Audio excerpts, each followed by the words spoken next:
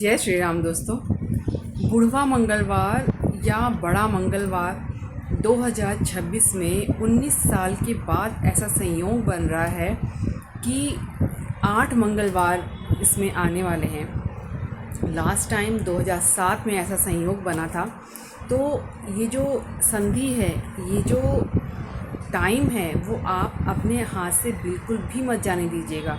कहते हैं इस मंगलवार में अगर आप कोई दान पुण्य करते हैं, आप हनुमान जी की पूजा अर्चना करते हैं, राम जी का नाम जप करते हैं, तो आपको जो आपकी पूजा का फल है वो कई गुना ज़्यादा मिलता है। तो आपको करना क्या है, मान लीजिए कोई भी आपकी समस्या है, चाहे वो नौकरी से रिलेटेड हो, गवर्नमेंट जॉब की आप तैयारी कर रहे हैं, किसी एग्ज़ाम को आपने दे रखा है, उसके रिज़ल्ट का आप वेट कर रहे हैं, या आप कोई प्राइवेट जॉब के लिए परेशान हैं और वो नहीं लग रही है, किसी की लंबे समय से चल रही बीमारी है, किसी को आर्थिक समस्या है, किसी की शादी नहीं हो रही है, बच्चे की समस्या, किसी भी समस्या को लेकर इस उपाय को आप कर सकते हैं। ठीक है, आपने करना क्या है, आपने सोमवार के दिन ही एक मिट्टी का हंडा जो बोलते हैं, या मिट्टी का कलश बोलते हैं, कुल्हड़ बोलते हैं, वो आपने लेकर आना है। साथ ही एक जटा वाला नारियल जो पानी वाला होता है वो आपने लेकर आना है।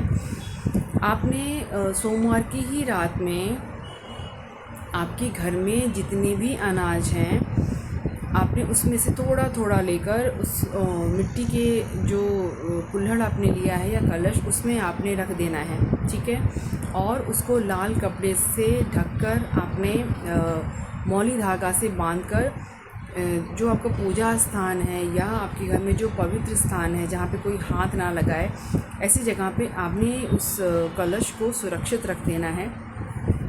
ठीक है, अगले दिन सुबह आपने नहा धोकर पवित्र होकर वो जो आपने मिट्टी का कुल्हड़ रखा था वो लेना है, एक जो पानी का नारियल आपने लिया था वो, उस पर आपने हनुमान जी को जो प्रिय है पीला सिंदूर, उसमें चमेली का तेल मिक्स करके आपने उस पर स्वास्तिक बना लेना है नारियल पे, और कलावे से उसको बांध देना है। ठीक है, साथ ही आपने एक तांबे के कलश में थोड़ा सा गंगा जल डालकर उसमें जल आपने शुद्ध भरना है, और ये सब चीज़ें ले जाकर आपने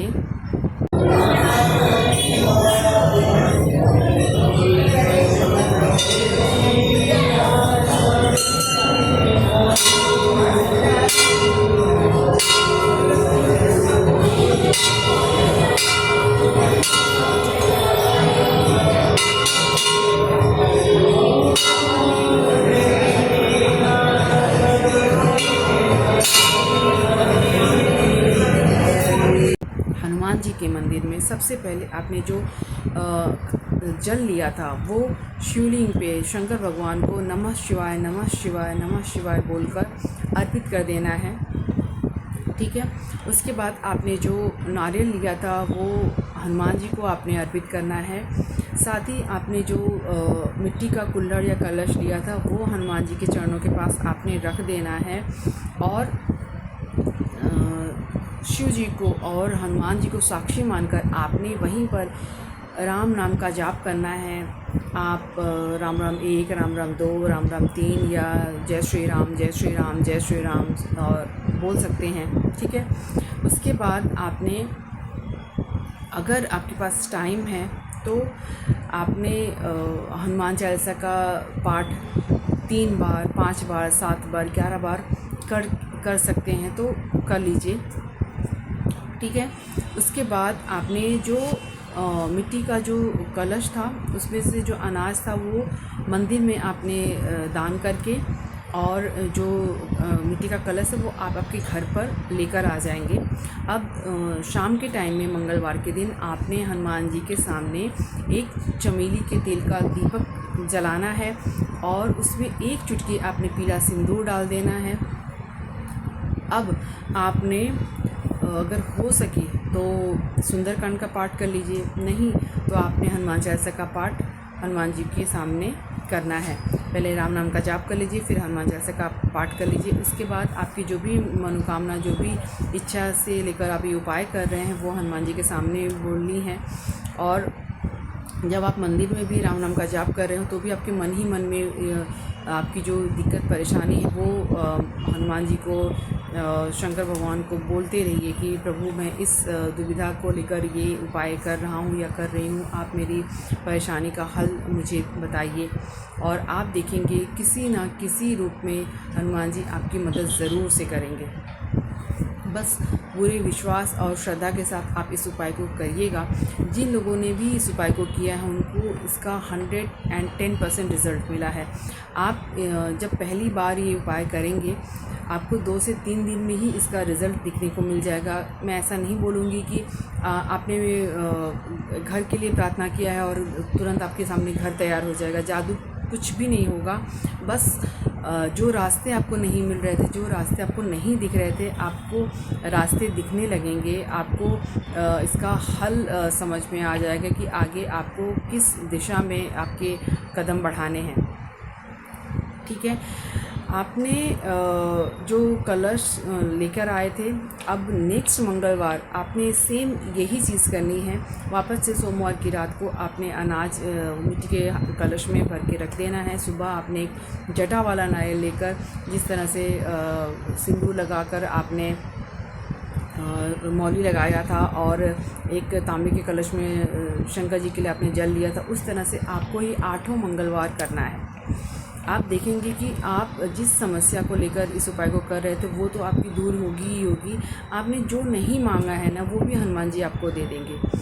आपने एक चीज़ और करनी है, जैसे कि मैंने बताया कि ये जो टाइम होता है वो बहुत ही फलदायी होता है। तो आपने इस बीच में गरीबों को, जो नीडेड लोग हैं, उनको आपने जैसे पानी प्याऊ रहता है, कहीं पे लोग पानी वितरण करते हैं, या किसी को आपने खाना खिला दिया, या जो ज़रूरतमंद है उनको कपड़े या वगैरह ये दान कर दिया।